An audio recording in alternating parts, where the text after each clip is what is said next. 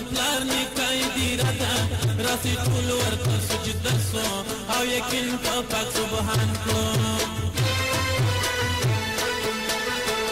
خپل خاور زکا بدا د پلار نیکای دی ردا راسی ټول ورته سجده سو او یقین په پاک سبحان کو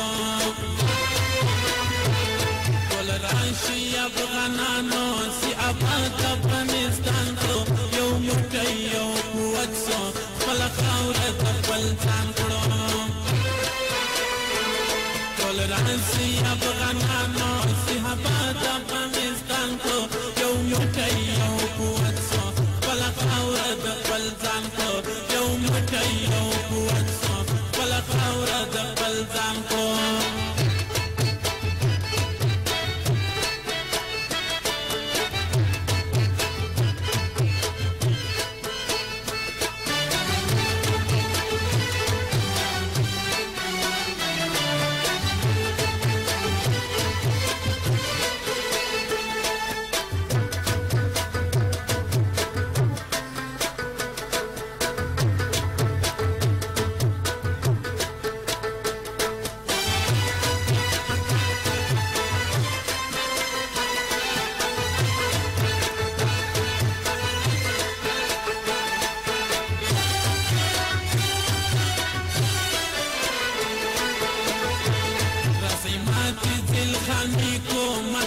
نو زولنی کو لرنی کم غلامان نو زمالم پټول جهان کو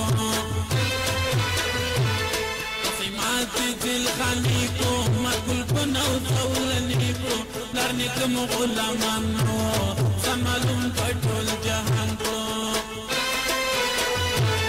ټول راشي افغانانو چې آباد افغانستان کو یو موټی یو قوت سو خپل خاوره د خپل ځان کو ټول راشي افغانانو چې آباد افغانستان کو یو موټی یو قوت سو خپل خاوره د خپل ځان کو یو موټی یو قوت سو خپل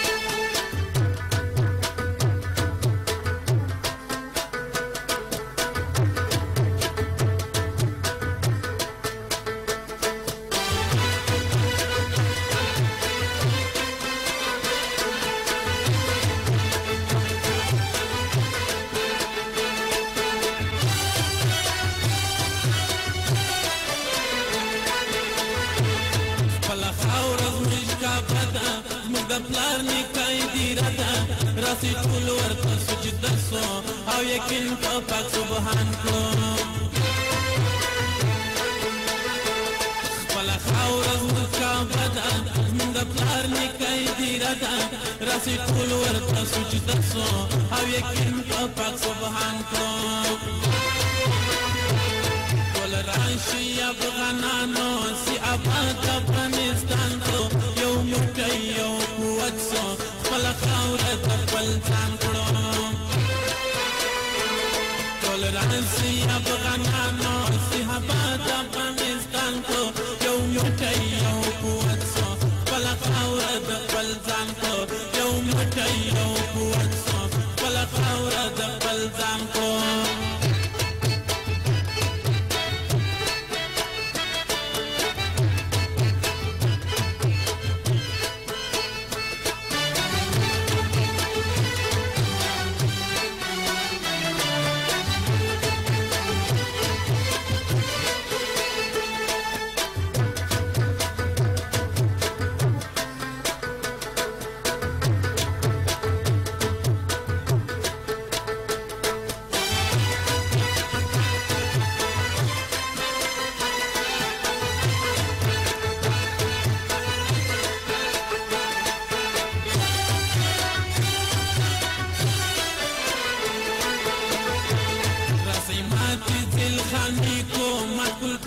زولنیکو لرنکم غلامانو زمالم پټول جهان کو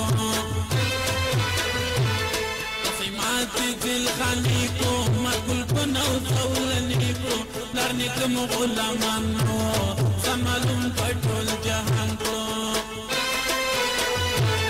ټول راشي افغانانو چې آباد افغانستان کو یو موټی یو قوت سو خپل خاوره د خپل ځان کړو ټول راشي افغانانو چې آباد افغانستان کو یو موټی یو قوت سو خپل خاوره د خپل ځان کړو یو موټی یو قوت سو خپل خاوره د خپل ځان کړو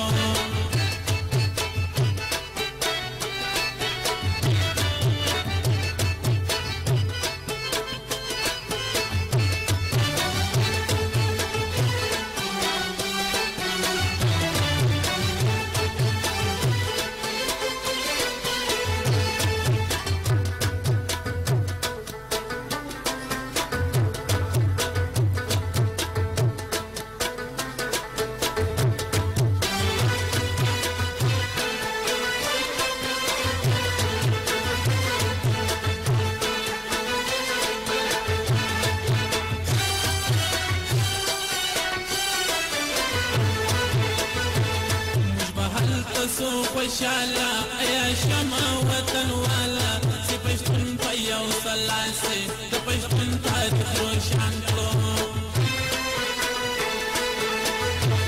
موږ به هلته سو خوشاله ایا شمع وطن والا سی پښتون په یو سلاسه د افغان تاریخ روشن کړو ټول راشي افغانانو چې آباد افغانستان کو یو موټی یو قوت شو خپل ملي بیرغ روشن کړو ټول راشي افغانانو چې آباد افغانستان کو یو موټی یو قوت شو خپل ملي بیرغ روشن کړو ټول راشي افغانانو چې آباد افغانستان کو یو موټی یو ټول راشي افغانانو چې آباد افغانستان کو یو موټی یو قوت سو خپل خاوره د خپل ځان کړو ټول راشي افغانانو چې آباد افغانستان کو یو موټی یو قوت سو خپل خاوره د خپل ځان کړو یو موټی یو قوت سو خپل خاوره د خپل ځان کړو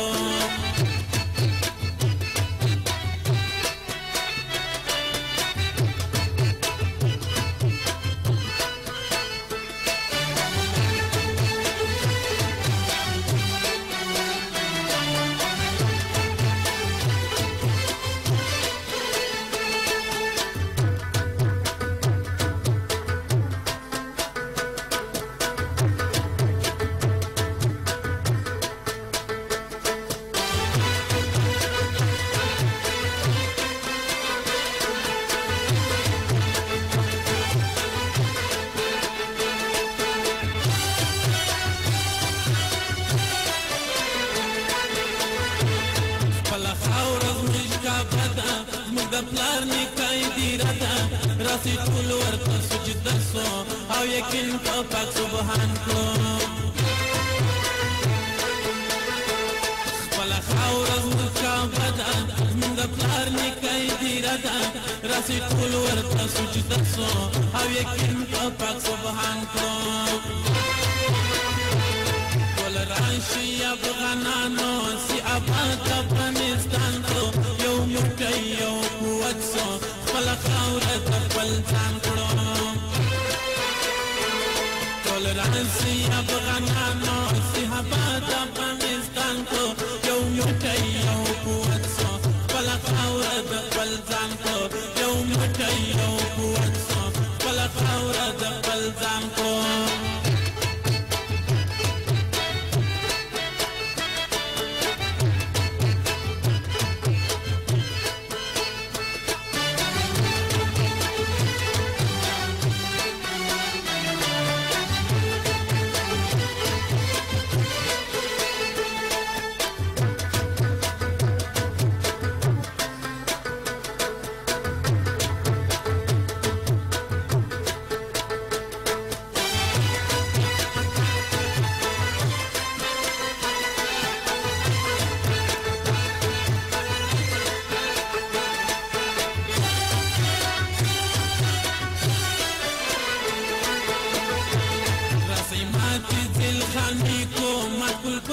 زولنیکو لرنی کم غلامان نو زن معلوم پټول جهان کو قسمات دل خانیکو مقبول پنو زولنیکو لرنی کم غلامان نو زن معلوم پټول جهان کو ټول راشي افغانانو چې آباد افغانستان کو یو موټی یو قوت سو خپل خاوره د خپل ځان کړو ټول راشي افغانانو چې آباد افغانستان کو یو موټی یو قوت سو خپل خاوره د خپل ځان کړو یو موټی یو قوت سو خپل خاوره د خپل ځان ټول راشي افغانانو چې آباد افغانستان کو یو موټی یو قوت سو خپل خاوره د خپل ځان کړو راشي افغانانو سي آباد افغانستان کو یو موټی یو قوت سو خپل خاوره د خپل ځان کو یو موټی یو قوت سو خپل خاوره د خپل ځان کو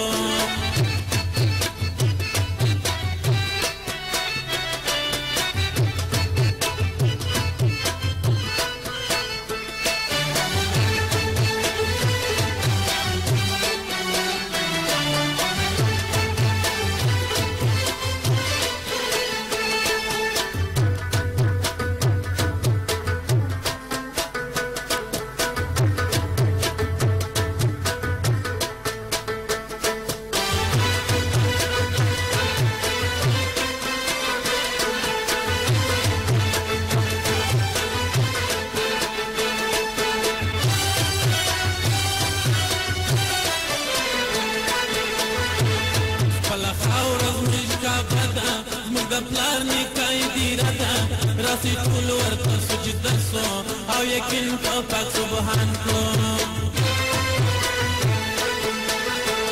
خپل خاوره زموږ کعبه ده زموږ د پلار نیکۍ دیره ده راسي ټول ورته سجده سو او یقین په پاک سبحان کو ټول راشي افغانانو سي آباد افغانستان کو یو موټی یو قوت سو خپل خاوره د خپل ځان کړو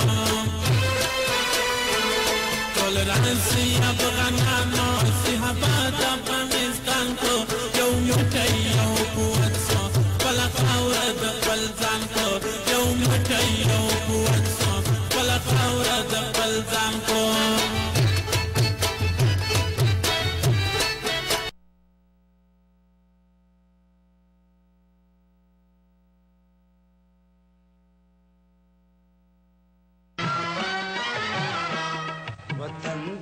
دغنه قربان غواړي غازیانو پښمات ننګو سي زيزانو نا پتنګانو وطن درنه د وینې قرباني غواړي غازیانو په شمع د ننګو سېزئ ځانونه پتنګانو وطن درنه د وینې قرباني غواړي غازیانو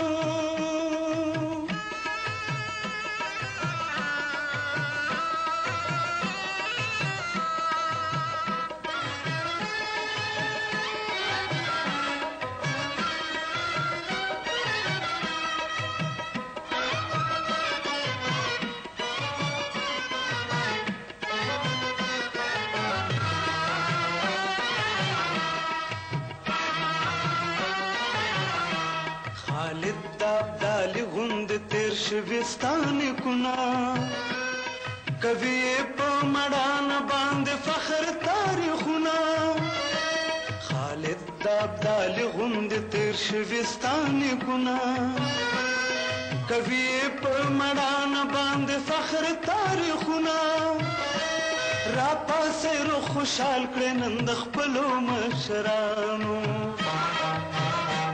را پاسې رو خوشحال کړې نن د خپلو مشرانو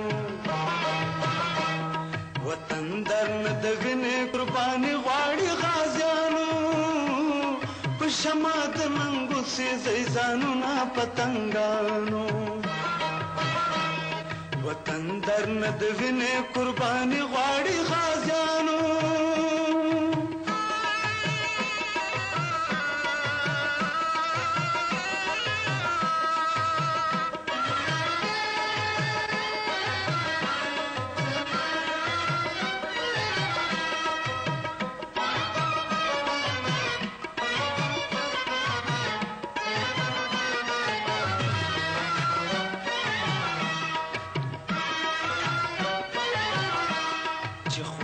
بستر کړي هغه بس رنګ زلمې وي سجون به د ګیدړ وي که د سل کاله ژوندی وي چې خوب په بستر کړي هغه بس رنګ زلمې وي سجون به د ګیدړ وي که د سل کاله ژوندی وي ژوندون د یوې ورځې ترې نه ښه دی د زمریانو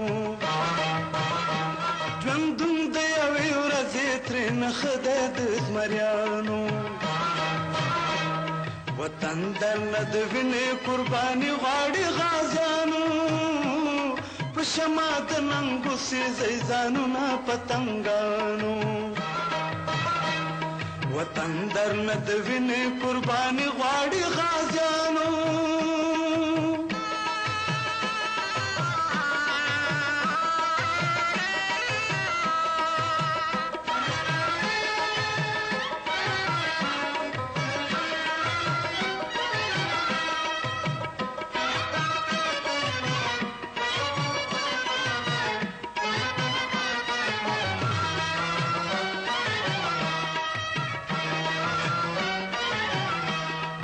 پاسې دښمنان سپکاوی ستا د شملې کړي ټول عمر به پېغور درله د پېغلو پټې کړي را پاسې دښمنان سپکاوی ستا د شملې کړي ټول عمر به پېغور درله د پېغلو پټې کړي راځئ چې پې ورځو په لښکر د دښمنانو راځئ چې پې ورځو په لښکر د دښمنانو وطن درنه د وینې قرباني غواړي غازیانو په شمع د ننګو سېزئ ځانونه پتنګانو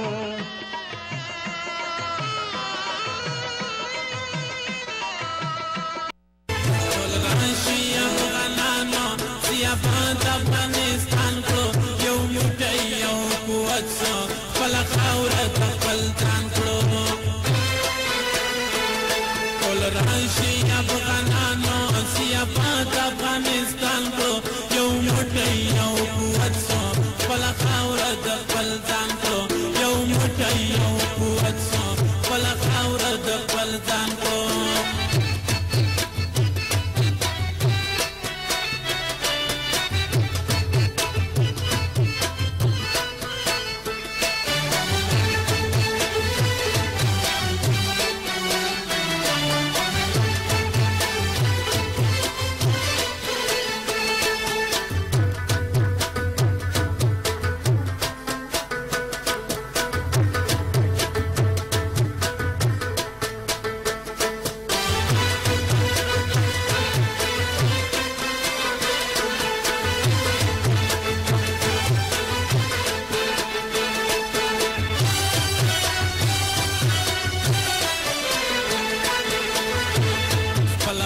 ورځ مشکا بده زموږ د پلار نیکۍ دیره ده راسي ټول ورته سجده سو او یقین په پاک سبحان کړو خپله خاوره زموږ کعبه ده زموږ د پلار نیکۍ دیره ده راسي ټول ورته سجده سو او یقین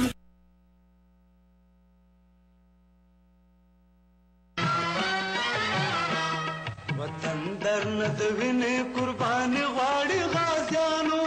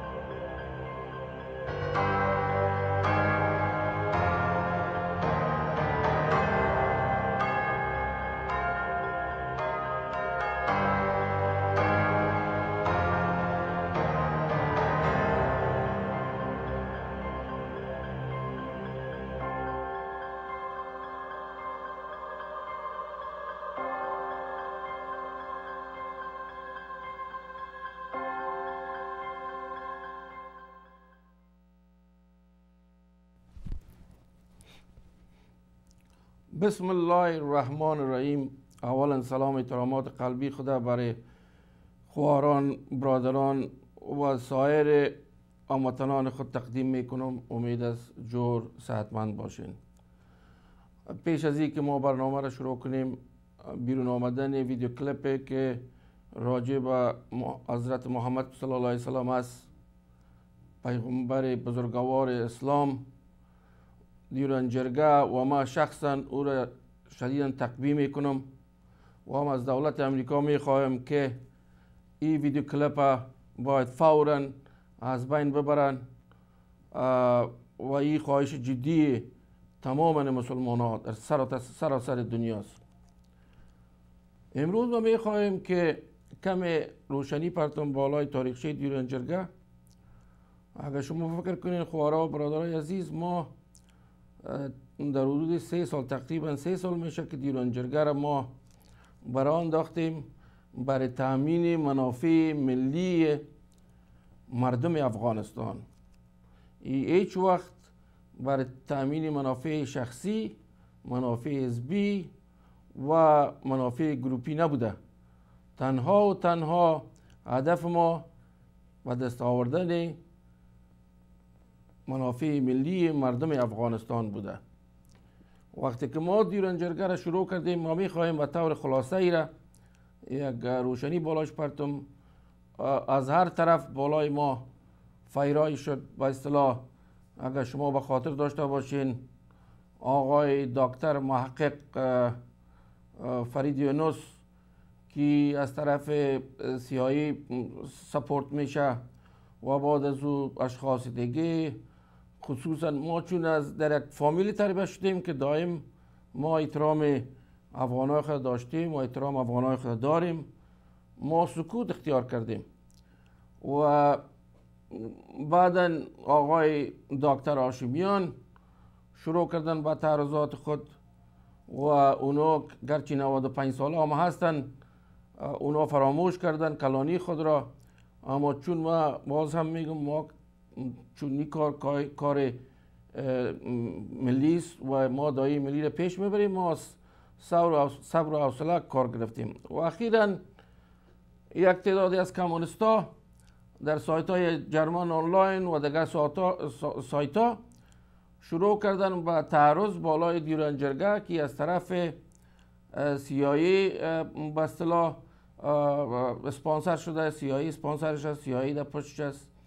ما این فکر میکنم که یک بزرگترین بی‌عدالتی در مقابل ماست و در مقابل دوستا و رفیقا و عضو دیران جرگه در سرتاسر دنیا و داخل افغانستان است. ما این را از بودجه خود تامین میکنیم، خانه، فرزند، اولاد، خانم اعلام میکنیم، میریم سفر میکنیم که ما بتونیم خدمت را خداوند جل جلاله قبول کنه و بر وطن عزیز خود کنیم. چون این مردم آموخته نیستن به خدمت کردن به مردم و خاک افغانستان، شروع کردن به تخریب. باید این نقطه را من ذکر کنم که بدبختی و حالت اضطراری که شما میبینید در خاک افغانستان از هفته ثور شروع شد. من یادم میاد که من در خانه بودم از در وقت وزارت پلان، وقتی که دکتر صاحب خورم به شهادت رساندن و بعد از او یا شروع کردن با تخریب دولت قهرمان ملی ما داود خان و هفته ثور واقع شد. در وقت برادر ما در وزارت داخله کار میکرد. من وقتی که گرم ما شنیدم با تلفن کردم با برادرم که از وزارت داخله چی گپ است برای، گفت نه ما چطور میگروزم اینجا کمونستا خلق پرچم میخواین کودتا کنن و باید در وزارت باشم مقابل از یا ما دفاع کنم. خب بالاخره ما آمدم خود رساندم در دان وزارت داخله و وزارت داخله ما دیدم که توفیق عزیز که یک خلقی است، این وزارت داخله را گرفته و زریدار آورده و تماما خواره و برادرای وزارت داخله میاره و دست از زینه نگاهش میکنه و کسای خصوصا این رفته بود خودش رفته بود در اتاق وزیر که برادر موجود بود و او را گفته بود تو هنوزم از غرورت نفتابدی، هنوزم تو امر کده میری، آردر داده میری. این را آوردن. خب خلاصه تا امروز ما نمیفهمیم که جسد برادرم در کجا دفن است. چون ما در طول این سال 3 سال یک سیاست مدبرانه را ما پیش گرفتیم. مدبرانه به این که سیاست انکلوژن یعنی اما عناصر یا اما ملیت ها باید دایی ملی شامل باشه. ما به هر کس موقع دادیم که بیاین. مادرای نال ما متوجه بودیم که طرز العمل از این مردم چطور است، از هر بر گروپ و بر کاری که اینا فعال هستن. خصوصا ما اشخاص ما تشخیص کرده بودیم و با اینا ما زمینه رو مساعد کردیم بیاین دایی ملی است.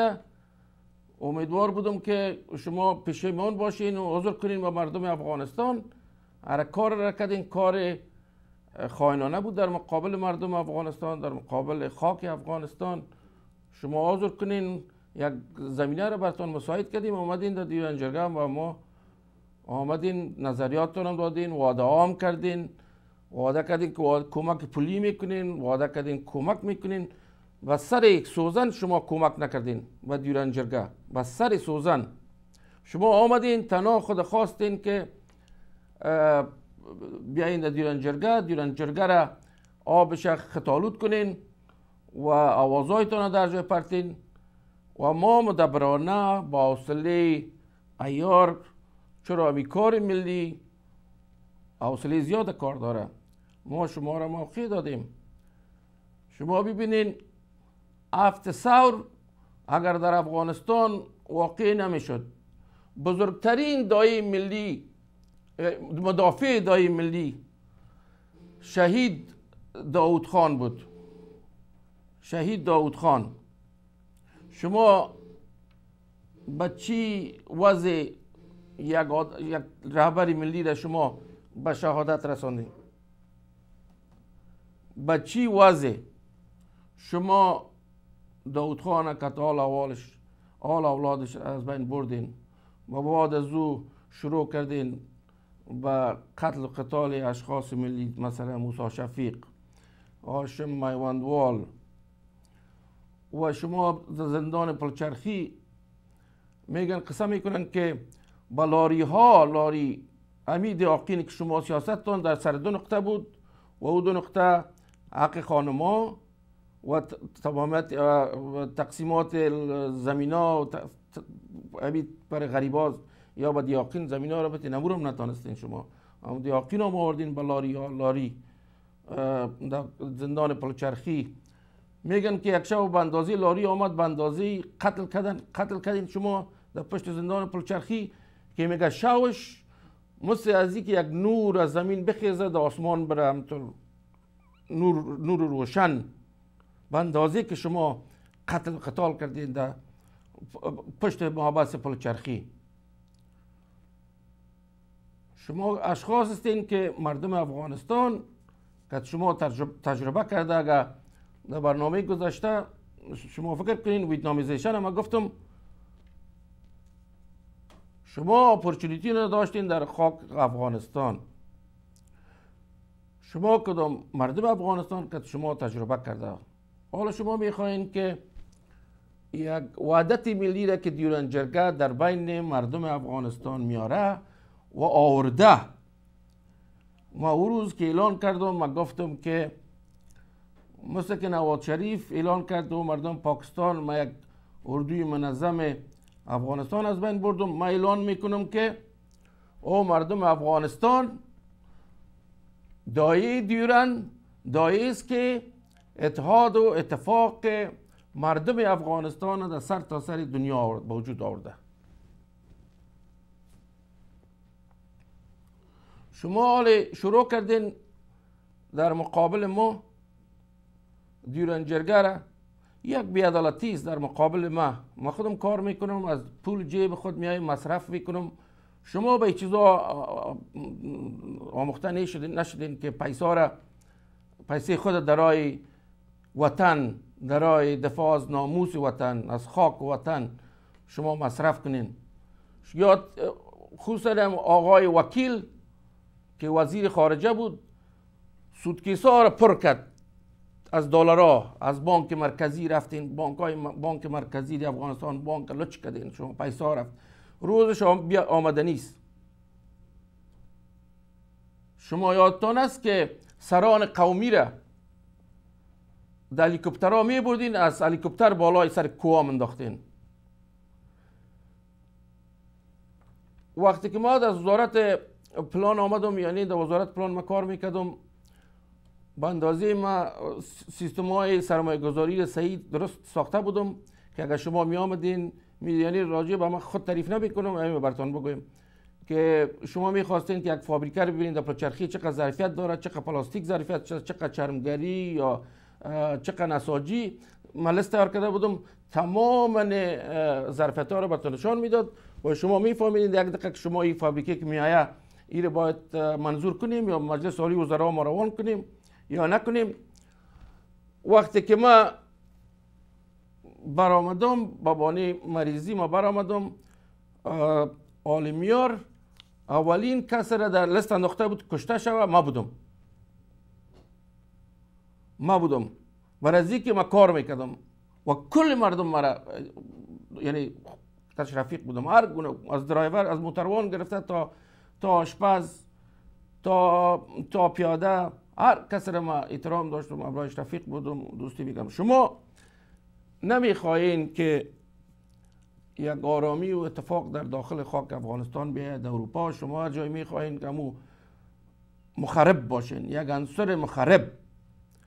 این رو براتون اعلان میکنم که ما از شما نمیترسم.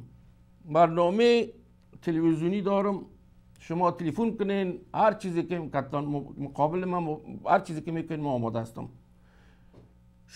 چرا شما یک نوجوان مردم هستین، خدمت مردم هم در نظر نمیگیرین، صداقت مردم هم در نظر نمیگیرین و دائم کار میکنین که با مفاد حزب شما باشه. در بعض جایا ما بودیم، در اونجا از دور باز دوستا رفیقا آمدن، هنوز هم میگن بابرک صاحب، نجیب صاحب، امین صاحب، کلشون ملحدا بودن، کل از ملحد بودن. مردم افغانستان خدمت نکردن. امروز ما فقر اشخاص سیاسی داریم، ما امروز فقر اشخاص فنی داریم. شما بردین تمام استادان فاکولته انجینری را گرفتین شهید کردین کلش. کدام چیز تو زودتر بگویم؟ شما امروز آمدین، ما این باید بگویم که یعنی در 3 سال که ما دیران جرگه را پیش بردیم، یعنی ما شاهد بسیار کشمکشا بودیم و مردم ها مرا می گفتن که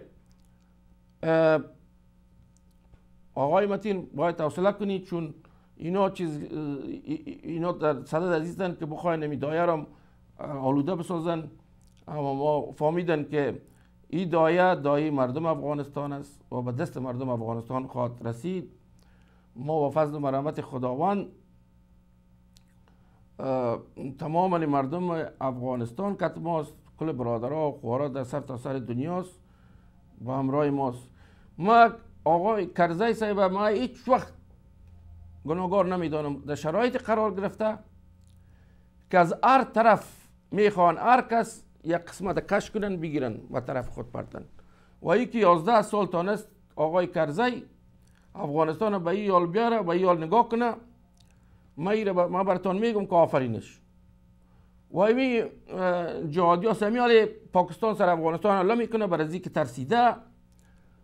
پاکستان در 1000 سال توقع نمیکرد که یک جنبش ملی در داخل خاک افغانستان با وجود بیاید و گفتن که ما یا را تیت و پرک کردیم و خلقی و پرچمی یا را تیت و پرک ساخته. ما یکی دیران جرگه با وجود آمد و از منافع ملی افغانستان دفاع میکنه یا بسیار حیران شدن و حالا ورخطا شدن که در داخل سیستم پاکستان یک کرک واقع نشه، یک درز واقع نشه. اگر واقع شد پاکستان تجزیه است که ما فعلا خود دیران جرگه از هوشیاری کار میگیره و از نظر سیاسی فعالیت میکنه که شما میبینین ان شاء الله این موضوع حمله پاکستان بالای افغانستان. پیش از اینکه موضوع رو ما بگوییم و ایست که شما حال فعلا شروع کردین حملات بالای مجاهدین، بالای اشخاص ملی داخل خاک افغانستان.